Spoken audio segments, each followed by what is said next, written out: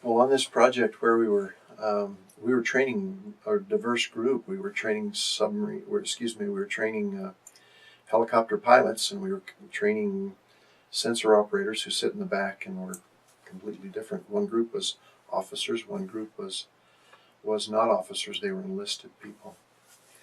So there was a great diversity of people we had to communicate with. I was very fortunate in this project because of some staffing. Uh, it was not skill on my part or choices on my part.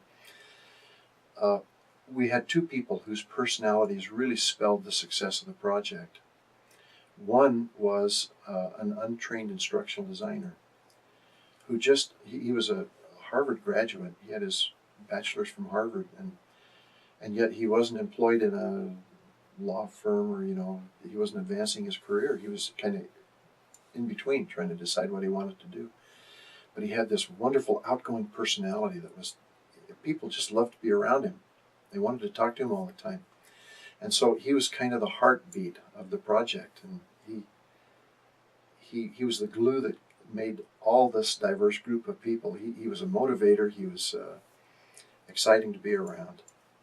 The second person was a former Navy. He was a retiree, and he'd been in the Navy for so long, and we were working with Navy personnel, both officers and enlisted people. He had been a fairly high-ranking enlisted person,